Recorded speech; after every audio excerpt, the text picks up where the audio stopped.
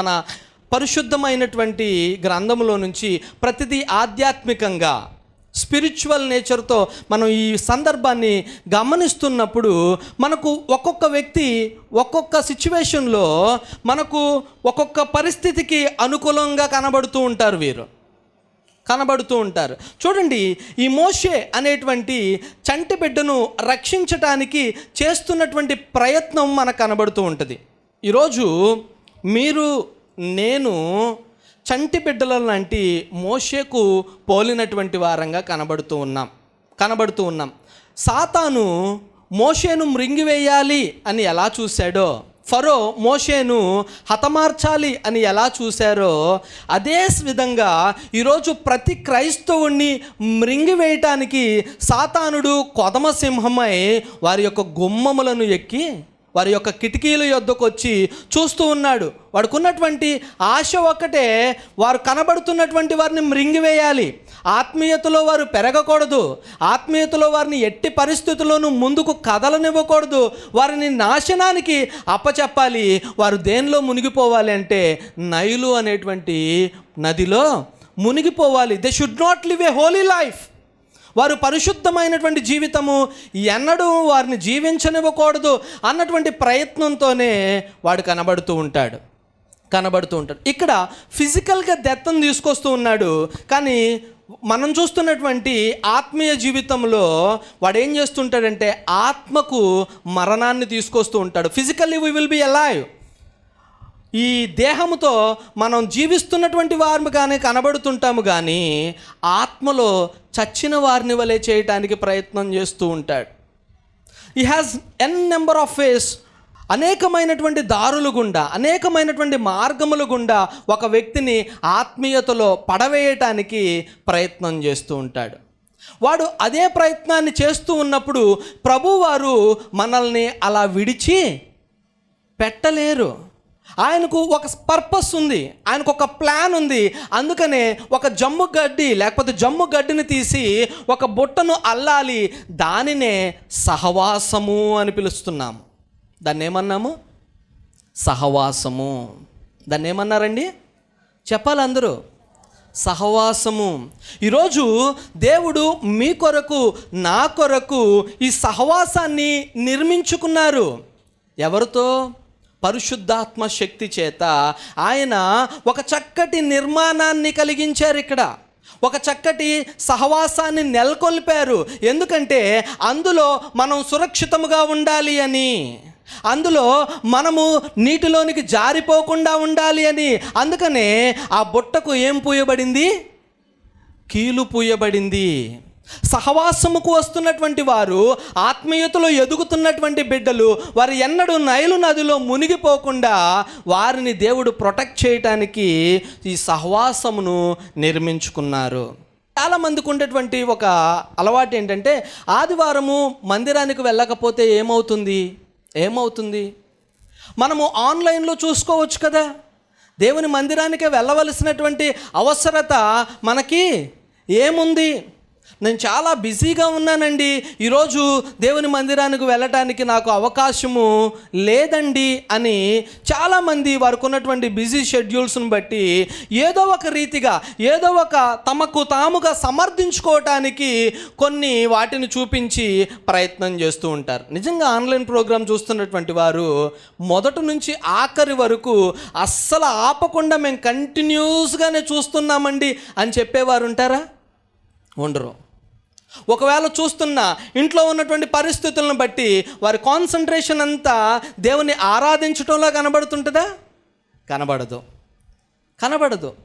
వారి ఆలోచన అంతా మరొక ప్రాంతం మీద, మరొక ప్లేస్లో, ఏదో పేరుకైతే టీవీ ముందో లేకపోతే వారికి వస్తున్నటువంటి లైవ్ ముందో కూర్చున్నాము అని చెప్పుకుంటూ ఉంటారు, కానీ వారి ఆలోచన అంతా దేవుని ఆరాధించటంలో కనబడుతుంది. అందుకనే దేవుడు అంటూ ఉన్నారు, నువ్వు దేవుని ఆరాధిస్తున్నప్పుడు పూర్ణ ఆత్మతోనూ, పూర్ణ శక్తితోనూ, పూర్ణ బలముతోనూ ఆరాధించాలి. అది ఎక్కడ ఆరాధించగలవు?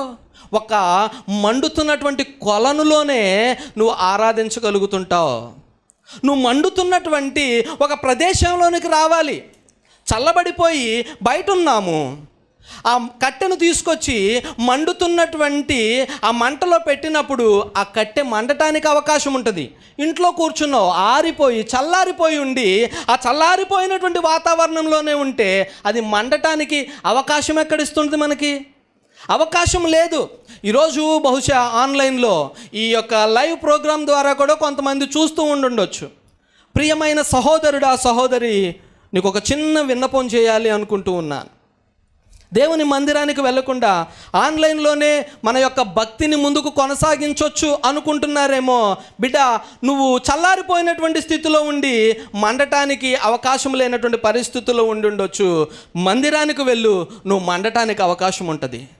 ఎందుకంటే అక్కడ దైవ సేవకులు మండుతూ ఉంటారు. అక్కడ నీ తోటి సహోదరులు మంటలో ఉంటారు. ఆ వెచ్చదనం నీకు తగిలినప్పుడు, అక్కడ మండుతున్నటువంటి ఆ మంట, ఆ నుప్పు, ఆ కొలిమిలో ఉన్నటువంటి వేడి నీకు తగిలినప్పుడు ఉన్నటువంటి చెమ్మదనం అంతా బయటకు పోయి ఏం జరుగుతుంది?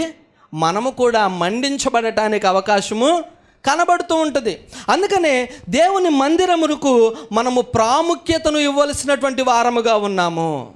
దేవుని మందిరము, దేవుని సహవాసము జారిపోకుండా చేస్తుంది, నిన్ను మునిగిపోకుండా చేస్తుంది, నిన్ను లేవనెత్తుతుంది, కడుతుంది, పైకి లేపుతుంది. చాలామందికి ఈ యొక్క ఆలోచన విధానము మారిపోతూ ఉంది. వర్క్ ఫ్రమ్ హోమ్ కల్చర్ వచ్చింది కదా, వర్క్ ఫ్రమ్ చర్చ్ కల్చర్ కూడా వస్తే బాగుండు అనుకుంటున్నారేమో కదా. వర్క్ ఫ్రమ్ హోమ్ కల్చర్ వచ్చేసిన తర్వాత ఇంట్లో నుంచే డిజిటల్గా ప్రతిదీ ఇంట్లో నుంచే జరిగిపోయి ప్రతిదీ ఇంటి దగ్గరికే. పాపం ఆర్డర్ పెడితే ఇంటికి స్విగ్గీ నుంచి ఆర్డర్ వచ్చేస్తుంది. Everything is coming to the door steps. ఆరాధన కూడా అలాగే ఉండాలి అనుకోవద్దు దయచేసి.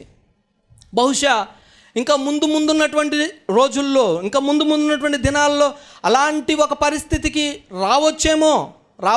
ఎందుకు చెప్తున్నానంటే ఆ మాట, God is going to seize the gospel. ఒక రోజున దేవుడు సువార్తను మూయబోతూ ఉన్నారు. అలాంటి సమయంలో దేవుని ఆరాధించడానికి అవకాశం ఉండదు. కొన్ని దేశాల్లో దేవుని బహిరంగంగా ఆరాధించడానికి అవకాశం ఇవ్వట్లేదు. బహుశా అలాంటి సమయాల్లో తప్పక మనం ఇలాంటి ఆన్లైన్లో కలుసుకోవాల్సిన పరిస్థితి రావచ్చేమో. కానీ మనకు సమయం ఉన్న కొలది దేవుని మందిరంలో మనం ఆనందించే వారమై ఉండాలి. జమ్ము గడ్డిలోనికి, ఆ పెట్టెలోనికి వచ్చే వారమై ఉండాలి. ఇప్పుడు మోషే ఆ పెట్టెలోనికి రాకుండా నేను మా ఇంటి దగ్గరే ఉంటానండి అని అనుకుంటున్నారు అనుకోండి, శత్రువు మోషేను చంపటానికి చాలా అవకాశాలు కనబడుతున్నాయి. There are n number of chances.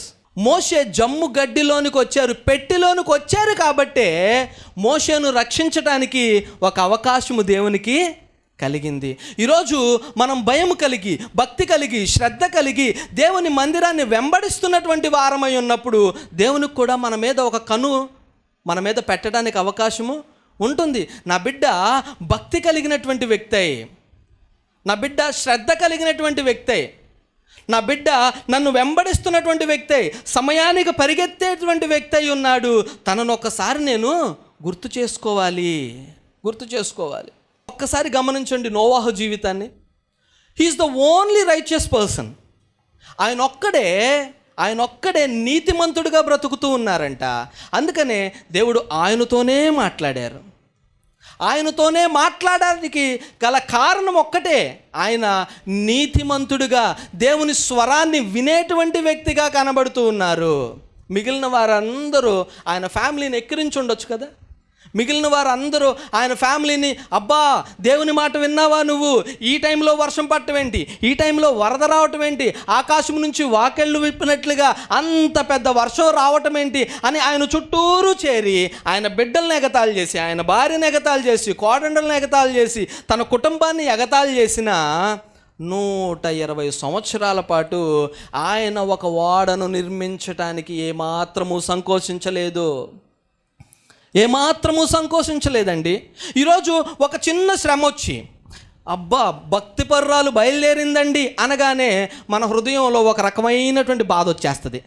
ఏంటి నన్ను ఇలా అనేశారు, నేను దేవుని మందిరానికి వెళ్తే వీరందరి ముందు నేను చాలా చీప్ అయిపోతున్నాను, వాళ్ళ జాతిలో చేరిపోయావా అని ఒకరు అనగానే నేను అలాంటి వ్యక్తిని కాదు అని నిరూపించుకోవడానికి దేవుని మందిరాన్ని తిరస్కరిస్తున్నటువంటి వారిని మనం ఈరోజు చూస్తూ ఉన్నాము. అంతేకాదు మేము ప్రత్యేకించబడినటువంటి వారము అని తీసివేయాల్సినటువంటి వాటిని కూడా కొన్ని తీసివేయకుండా దేవుని మందిరానికి వచ్చేవారిని కూడా మనము చూస్తూనే ఉన్నాము. అందుకనే దేవుని మందిరానికి వచ్చినప్పుడు నువ్వు మనుషులను పోలి మనుషుల యొక్క మాటలను పట్టించుకొని రావాల్సిన అవసరం లేదు.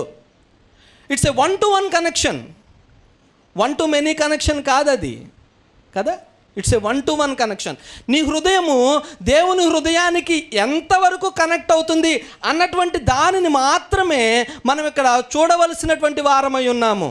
అంతేగాని నా పక్కన వారు ఏమనుకుంటారు, నా ఎదుటి వారు ఏమనుకుంటారు, మా ఇరుగు పొరుగు వారు ఏమనుకుంటారు నేను మందిరానికి వెళ్తుంటే అనేటువంటి ఆలోచన విధానము ఈరోజుతో మనము మానుకోవాలి. That's not the right way to do.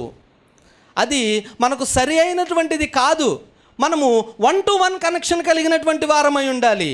డైరెక్ట్గా దేవునితో, దేవా నా హృదయము సంపూర్ణమైనటువంటిదిగా, పూర్ణమైనటువంటిదిగా, శ్రద్ధ కలిగినటువంటిదిగా మిమ్మల్ని వెంబడించడానికి సిద్ధపరచుకొని నేను మీ మందిరానికి రావాలనుకుంటున్నాను ప్రభువా, మీ మాటలు వినాలనుకుంటున్నాను ప్రభువా, మీ బోధకు చెవియొగ్గిన వ్యక్తినై ఉండాలనుకుంటున్నాను, మీలో నడవాలి అని కోరుకుంటున్నాను, మిమ్మల్ని వెంబడించాలనుకుంటున్నాను. అదండి దేవుడు చూస్తుంది, అదే దేవుడు కావాలనుకుంటుంది.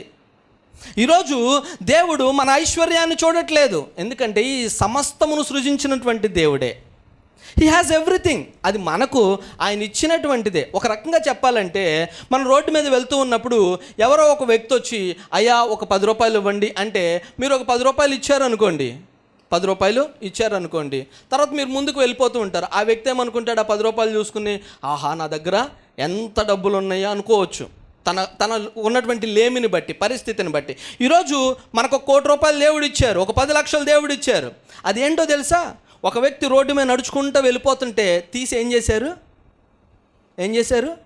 ఆయన పాకెట్లో నుంచి తీసి మనం బ్రతకటానికి, మనం సర్వైవ్ అవ్వటానికి, మనము హ్యాపీగా బ్రతకటానికి, మనం తినడానికి, మన పిల్లలు సుఖంగా ఉండటానికి ఆయన పాకెట్లో నుంచి తీసి ఇచ్చినటువంటిదే తప్ప దాన్ని చూసి అతిశయించేటువంటి వారమై మనం ఉండకూడదు.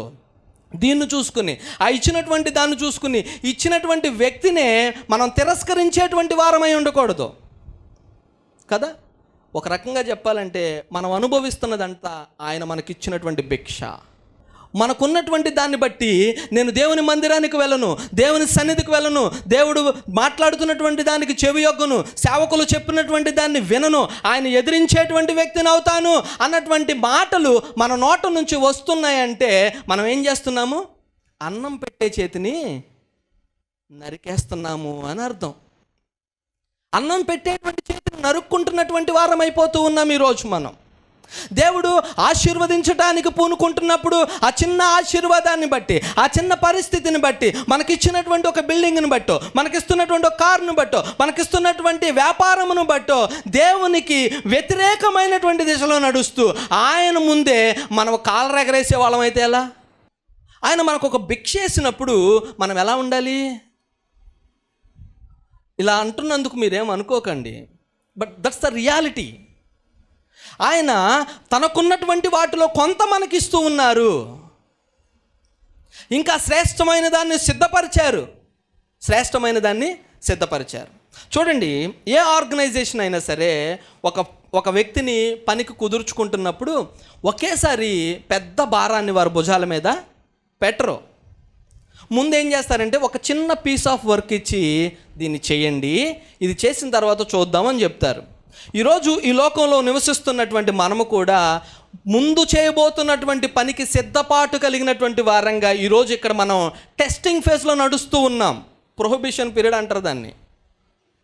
ఒక వ్యక్తిని రిక్రూట్ చేసుకున్న తర్వాత 6 నెలల పాటు టెస్ట్ చేస్తారు. ఈ వ్యక్తి మనకు పని చేస్తాడా, పని చేయడా, ఇచ్చినటువంటి వర్క్ చేయగలడా, చేయలేడా అని ఆ వ్యక్తిని పరిశోధించి 6 నెలల తర్వాత ఈ వ్యక్తి మనకు పనికొస్తాడు అనుకుంటే ప్రమోట్ చేసి పర్మనెంట్ చేస్తారు, లేకపోతే కట్ చేసి తొలగించేయటమే.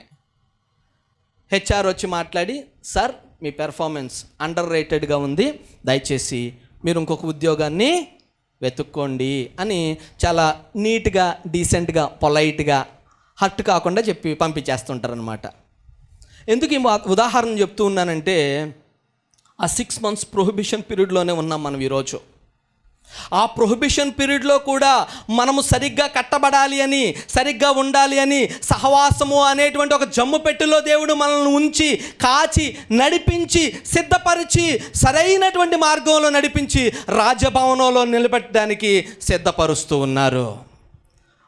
ఈ సిద్ధపాటులో మనము అవకతవకలుగా ఉన్నట్లయితే రాజభవనానికి వెళ్ళడానికి అవకాశం లేదు. ఈ యొక్క జమ్ము పెట్టెలోనికే నేను రాను అంటే రాజభవనానికి వెళ్ళడానికి అవకాశం లేదు. ఈ జమ్ము పెట్టి నాకు వద్దు అంటే రాజభవనానికి రావడానికి అవకాశము లేదు. నువ్వు ఖచ్చితంగా జమ్ము పెట్టెలోనికి రావాలి మోషే వలె. ఈ జమ్ము పెట్టి నీకు వెచ్చదనాన్ని కలగజేస్తుంది. ఏం కలగజేస్తుంది? వెచ్చదనాన్ని కలగజేస్తుంది. దావీదు ముసలివాడై వణుకుతున్నప్పుడు వెట్ట పుట్టినట్లుగా ఆయన దేవుడు సిద్ధపరిచారు కదా, సిద్ధపరిచారు. ఆయన విడిచిపెట్టేటువంటి దేవుడు కారు. ఏ వ్యక్తిని విడిచిపెట్టరు. దేనిలోకి వెళ్ళలేకపోతున్నాం మనం? జమ్ము పెట్టెలోనికి వెళ్ళలేకపోతూ ఉన్నాం. ప్రభువేమో మన కొరకు ఒక చక్కటి జమ్ము పెట్టెను తయారు చేశారు. అది జిగట మన్నుతో చేసి, తరువాత దాని మీద కీలు పూసి రెడీగా పెట్టి, బిడ్డ దీనిలోకి రా, ఇక్కడికి వస్తే నువ్వు సురక్షితంగా ఉంటావు, ఇక్కడికి వస్తే నిన్ను మోక్షానికి చేరుస్తాను, రా బిడ్డ అని ప్రభువారు తయారు చేస్తే, ఈ అహంకారి ఏం మాట్లాడుతుంటాడు? నాకు దేవుడే అవసరం లేదు, నేను సంపాదించుకుంటాను, నా సొంత తెలివితేటలు నాకున్నాయి, ఎవ్రీథింగ్ ఐ నో, నాకు సమస్తము తెలుసు అన్నటువంటి విషయంలోనికి తన యొక్క మేధస్సును ఉపయోగించుకొని, తనకున్నటువంటి అల్ప జ్ఞానమును చూసుకొని ఏం చేస్తుంటాడు? దేవుణ్ణి విసర్జించేటువంటి వ్యక్తి, దేవుడే నాకు వద్దు అనేటువంటి వ్యక్తి, చూద్దాములే అనేటువంటి వ్యక్తి, తనకు తానుగా సమర్థించుకోవటానికి ఏదో ఒక కారణం చెప్పుకునేటువంటి వారు లేకపోలేదు ఈరోజు. ఏమ్మా ఎందుకు రావట్లేదు అంటే, నాకు ఇలాంటి పని ఉందండి, ఎక్కడ కుదురుతుందండి. వాళ్ళకు వాళ్ళే ఆన్సర్ చెప్పేసుకుంటారు. వాళ్ళకు వాళ్ళే సమస్తాన్ని ఏం చేసుకుంటారు? ఒక లిస్ట్ చేసుకుని వచ్చేస్తారు ముందే ఆన్సర్ చెప్పడానికి. వాళ్ళకన్నీ తెలుసు అన్నట్లుగా బిహేవ్ చేస్తూ ఉంటారు. బట్ దేవుడు ఏం చేస్తుంటారో తెలుసా? వారిని చూసి, వెర్రివాడా, వెర్రివాడా, ఈరోజే నిన్ను నేను తీసుకువెళ్ళాలనుకుంటే ఎక్కడికి పోతావు? ధనవంతునితో అదే దేవుడు మాట్లాడింది. నా ప్రాణమా తినుము, తాగుము, సుఖించుము. ఏమనుకుంటున్నాడు? He has everything. ఈ లోకంలో సుఖపడటానికి కావలసినవన్నీ ఉన్నాయి ఆయనకు, కానీ ఏమి లేదు? 1-to-1 కనెక్షన్ విత్ గాడ్ లేదు. దేవునితో హృదయము పెనవేయబడినట్లుగా ఆయన జీవితం కనబడలేదు. ఎవరి జీవితము దేవునితో పెనవేయబడదో వారితో దేవుడు మాట్లాడుతున్నాడు, వెర్రివాడా, ఈరోజు నీ ప్రాణాన్ని నేను తీసుకెళ్తే నువ్వు ఎక్కడికి పోతావు? ఎక్కడికి పోతావు? అదే టైంలో లాజరు కూడా అక్కడ జీవిస్తూ ఉన్నారు, బ్రతుకుతూ ఉన్నారు. ఆయన కూడా దేవుడు పిలుచుకున్నారు. చూడండి, ఇద్దరికి ఎంత చక్కటి డిఫరెన్స్ దేవుడు చూపిస్తూ ఉన్నారు. ఒక్కసారి పిలుచుకోగానే అప్పుడు దాకా ఆస్తిని అనుభవించి, అప్పుడు దాకా ఉన్నటువంటి దాన్ని అనుభవించి, దేవునితో కనెక్షన్ లేకుండా బ్రతికినటువంటి వ్యక్తి ఏమో నరకాగ్నిలోనికి వెళ్ళిపోయారు. దేవునితో కనెక్షన్ ఉండి, నాకు డబ్బులున్నా లేకపోయినా పర్వాలేదు, నాకు ఆస్తి ఉన్నా లేకపోయినా పర్వాలేదు, నాకు తిండి ఉన్నా లేకపోయినా పర్వాలేదు, నేను కురుపులతో జీవిస్తున్నా పర్వాలేదు, కుక్కలు వచ్చి నన్ను నాకుతున్నా పర్వాలేదు అని భక్తిలో కట్టబడినటువంటి వ్యక్తి మాత్రం డైరెక్ట్గా అబ్రహాము గారి రొమ్మున అనుకోవడానికి వెళ్ళిపోయారు. డైరెక్ట్గా వెళ్ళారు. ఇప్పుడు ఒక ఇంటర్మీడియట్ పర్సన్ ఏమి లేరు. ఇప్పుడు మనం చేసినటువంటి భక్తే మనకు ఒక మార్గాన్ని నిర్దేశిస్తుంది. మనం చేస్తున్నటువంటి భక్తే మనల్ని నడిపిస్తుంది. ఈరోజు నువ్వు ఏ డెస్టినేషన్కి వెళ్ళాలో ఆ డెస్టినేషన్ ఇక్కడ నువ్వు జీవించినటువంటి జీవితం నిర్ణయిస్తేస్తుంది. That's called the judgement. ఎప్పుడో ఒకప్పుడు తీర్పు జరిగిపోతుంది. అవును, ఆ తీర్పులు వేరుగా ఉన్నాయి, కానీ చనిపోయిన వెంటనే కూడా ఒక తీర్పు జరుగుతుంది. అది నిన్ను ఎక్కడికి వెళ్ళాలో నిర్ణయిస్తుంది. నువ్వు దేవుని సన్నిధికి వెళ్ళాలా, దేవునితో నిత్యము జీవించాలా, ఇక్కడ నీకేమున్నా లేకపోయినా దేవుని వెంబడించాలి, సహవాసంలో కట్టబడాలి, సహవాసంలో యుద్ధవీరుడు వలె తయారవ్వాలి. లేదు అనుకుంటే డైరెక్ట్గా నరకాగ్నిలోనికి ధనవంతుడు వెళ్ళినట్లుగా వెళ్ళిపోతాడు. నౌ హీస్ బెగ్గింగ్, అడుక్కుంటున్నాడండి. అప్పుడు దాకా రాజభోగాటును చూపించినటువంటి వ్యక్తి, అప్పుడు దాకా ఎంగిలి మెతుకులు ఇలా జిమ్మి, ఎంగిలి మెతుకులను ఇలా ఇసిరి అక్కడ ఉన్నటువంటి ఆ పేదవానికి ఇచ్చుంటాడు పాపం. లేకపోతే అది కూడా ఇవ్వలేదు. ఆయన బల్ల కింద ఉన్నటువంటి రొట్టె ముక్కలు తిన్నారంట ఆయన పాపం. అది కూడా తినుండ్రు. ఈయన తింటా ఉంటుంటే పొరపాటున ఏమన్నా జారి కింద పడిపోయి ఉంటుంది అవి, వాటిని తినుండొచ్చు. లాజర్ అనేటువంటి వ్యక్తి చూసారా, మెత్తని పరుపులు ఎలా ఉండాలి? మెత్తని పరుపులు అయి ఉండాలి. ఒక చిన్న పూసగానే తగిలిందంటే నిద్ర పట్టదు ఆయనకి పాపం. ఎందుకు? మెత్తని పరుపు మీద పడుకొని ఆయన జీవితం అంతా హ్యాపీగా బ్రతకాలి, సుఖంగా ఉండాలి అని కోరుకున్నారు. ఇప్పుడు బెగ్ చేస్తున్నారు. ఇక్కడ కమాండ్ చేశారు. ఇక్కడ ఏం చేశారు? కమాండింగ్ నేచర్లో బ్రతికినటువంటి వ్యక్తి ఇప్పుడు నరకాగ్నిలో నుంచి అబ్రహాము గారితో మొర్ర పెట్టుకుంటున్నారు. ఒక రకంగా చెప్పాలంటే ఇంకా పచ్చిగా అడుక్కుంటున్నారు. ఏమంటున్నారు? అడుక్కుంటున్నారు. అయ్యా అబ్రహాము గారు, నా పరిస్థితి ఇక్కడ ఏమీ బాలేదు. అదిగో నీ పక్కన ఉన్నారు కదా, ఆ బిడ్డ చేత ఆయన చిటికన వేలు నుంచి ఒక్క డ్రాప్ అన్న నా నాలుక మీద పడేటట్టు వాటర్ నేర్పించయ్యా please. What is he doing now? Is literally begging. అడుక్కుంటున్నారు ఆయన అక్కడ. మనం ఈరోజు మనకున్నటువంటి పరిస్థితిని బట్టి, మనకున్నటువంటి వాటిని బట్టి, దేవుని సన్నిధిని విడిచిపెట్టి మనకున్నటువంటి దాన్ని బట్టి, తలకున్నటువంటి ఆ పొగరును బట్టి ప్రతి దానిని నాకొద్దు అని విసర్జించుకొని, దేవుణ్ణి విసర్జించి, ఉన్నటువంటి సహవాసమును విసర్జించి దేవునికి దూరంగా ఒకవేళ మనం బ్రతుకుతున్నామేమో గుర్తుపెట్టుకోవాలి. One day there will be a time, ఒకరోజు మనకు దేవుడు సిద్ధపరచబోతూ ఉన్నాడు. ఆ రోజున అడగవలసిన పరిస్థితి వస్తుంది. అందుకనే దేవుడు మనకు సహవాసాన్ని ఇచ్చారు. ధనవంతుని పొజిషన్లో పెట్టడం దేవునికి ఇష్టం లేదు. ధనవంతునిలాగా ఉంచడం దేవునికి ఇష్టం లేదు. ధనవంతునిలాగా అంటే మేము డబ్బులు ఉండకూడదండి మాకు అని నేను చెప్పట్లేదమ్మా, స్పిరిచువల్గా చెప్తూ ఉన్నాను, గుర్తుపెట్టుకోవాలి. ఆత్మలో బలము కలిగినటువంటి వారమై మనం ఉండాలి. లాజరు ఆత్మలో బలము కలిగినటువంటి వ్యక్తి వలె, భక్తి కలిగినటువంటి వ్యక్తి వలె, దేవుణ్ణి వెంబడిస్తున్నటువంటి వ్యక్తి వలె ఉన్నారు. ధనవంతుడు లోకములో ధనవంతుడిగా కనబడుతున్నారు, కానీ ఆత్మలో పేదవాడిగానే బ్రతికారు. He has nothing. ఇప్పుడు దేవుని ముందు నిలబడి నేను ఇది చేశాను అని చెప్పుకోవడానికి ఆయన దగ్గర ఏమీ లేదు. ఎందుకంటే ఆయన ఏమీ ఇక్కడ సంపాదించుకోలేదు. లోకములో ఉన్నటువంటి దాన్ని సంపాదించుకోవడానికే ఆయన సమయాన్ని వ్యర్థపరుచుకున్నారు తప్ప పరలోకమందు ఆస్తిని సంపాదించుకోవడానికి ఆయన సమయాన్ని హెచ్చించలేదు, కేటాయించలేదు. ఈరోజు మనము దేవుని మందిరానికి ఎందుకు వస్తూ ఉంటాము అంటే పరలోకములో ఆస్తిని సంపాదించుకోవటానికి వస్తూ ఉంటాం. పరలోకంలో ధననిధిని సంపాదించుకోవడానికి వస్తూ ఉన్నాం. దానిని విడిచిపెట్టి లోకంలో ఉన్నటువంటి వాటి కొరకు మనం వేగిరపడేటువంటి వారమయ్యి ఉండకూడదు. మనము పరలోకపు ధననిధి కోసం వెతుకుతున్నటువంటి వారమై ఉండాలి. దేవుడు మనల్ని నిర్మించక ముందే, భూమికి పునాది వేయబడక మునిపే దేవుడు ఏం చేశారు? నీ గురించి నా గురించి ఆలోచన చేశారు. మనల్ని ఆయన చేతుల మీద, అరచేతుల మీద చెక్కుకున్నారంట.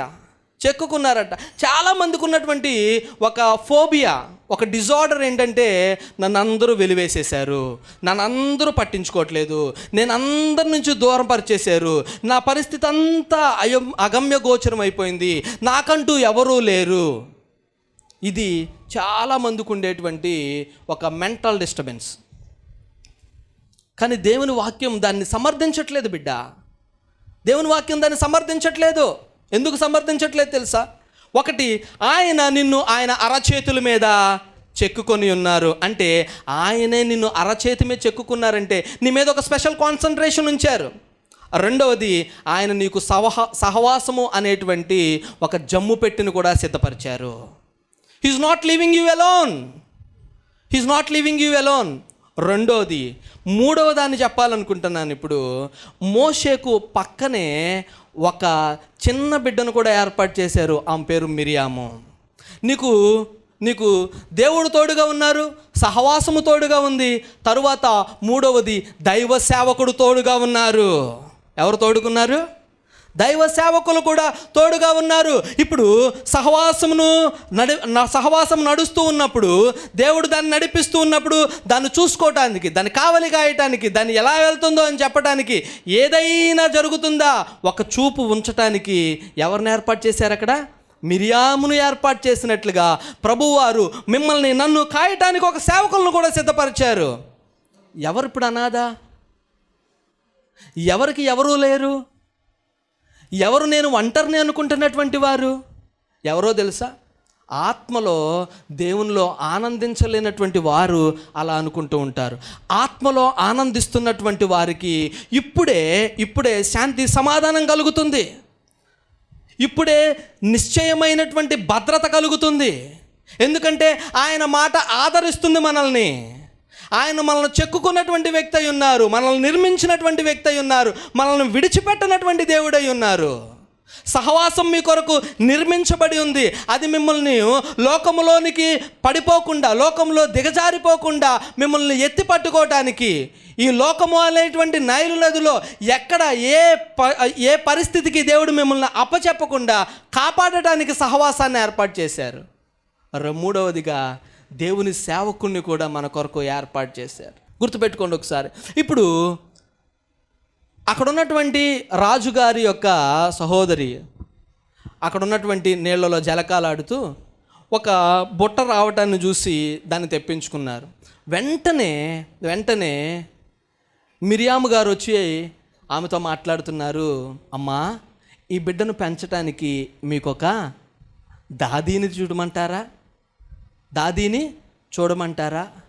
దేవుని యొక్క సహవాసంలో సేవకుడు మీ కొరకు కాచేటువంటి కన్నీరు, మీ కొరకు చేసేటువంటి ప్రార్థన, మీ కొరకు చేసేటువంటి విజ్ఞాపన మీరు రాజభవనానికి వెళ్ళటానికి ఉపయోగపడతా ఉంది. మీరు ఎదగటానికి ఉపయోగపడుతూ ఉంది. ఒక దాది ఎప్పుడు అవసరం? పాలు పట్టడానికి అవసరం. ఒక దాది క్లీన్ చేయడానికి అవసరం. ఒక దాది శుభ్రపరచడానికి అవసరం. ఒక దాది ఆ బిడ్డను చాకటానికి అవసరం. ఇక్కడ ఉన్నటువంటి ప్రతి బిడ్డను సేవకులు చాకుతున్నారు. ఒక చంటి బిడ్డను దగ్గరకు తీసుకుంటున్నట్లుగా తీసుకుంటారు. ఒక చంటి బిడ్డను పెంచుతున్నట్లుగా పెంచుతారు. ప్రతి ఆత్మను దేవుని సన్నిధికి వారసులను చేయటానికి వారికి ఇచ్చినటువంటి భారము కొలది, వారికి ఇచ్చినటువంటి శక్తి కొలది వారి కొరకు ప్రార్థిస్తారు. వారిని దేవుని సన్నిధికి సిద్ధపరుస్తుంటారు. అది దేవుని సేవకులు చేసేటువంటి పని. ఉన్నటువంటి దాన్ని బట్టి అతిశయించో ఏదేదో అనుకునేటువంటి పరిస్థితి కాదు దేవుని సేవకునిది. దేవుని సేవకుడు ఒక దాది వలె చాకుతారు. మీ ఆత్మల కోసం కంటినీరు పెట్టుకుంటారు. ఒక ఆత్మ కోసం ఆయన హృదయంలో ఎంతో భారం కలిగి ఉంటారు. ఒక ఆత్మ కోసం ఆయన ఎన్నో విజ్ఞాపనలు చేస్తూ ఉంటారు. తప్పిపోయినటువంటి ఒక వ్యక్తి కొరకు ఇక్కడ బంధిస్తారు, ఇక్కడ ఖండిస్తారు, ఇంట్లోకి వెళ్ళి బాధపడతారు. ఇక్కడ ఖండిస్తారు, ఇంటికి వెళ్ళి ప్రార్థన చేస్తారు. ఇక్కడ ఖండిస్తారు, ఇంటికి వెళ్ళి వారి కొరకు విజ్ఞాపన చేస్తారు. ఇక్కడ ఖండిస్తారు, ఇంటికి వెళ్ళిన తర్వాత మోకాళ్ళు వేస్తారు. ఇక్కడ ఖండిస్తారు, ఇంటికి వెళ్ళిన తర్వాత వారి కొరకు వేదనతో, రోదనతో వారి యొక్క కళ్ళ నుంచి నీళ్లు బయటకు వస్తూ ఉంటాయి. అది దేవుని సేవకుడు చేసేటువంటి పని. ప్రియ బిడ్డలారా, మీరు ఒంటరి కాదు. దేవుడు మీకు తోడుగా ఉన్నారు. దేవుడు సహవాసం మీకు తోడుగా ఉంది. దేవుని సేవకులు మీకు తోడుగా ఉన్నారు. దేవుడి కొద్ది మాటలు దేవుడు దీవించి ఆశీర్వదించును గాక. ఆమెన్.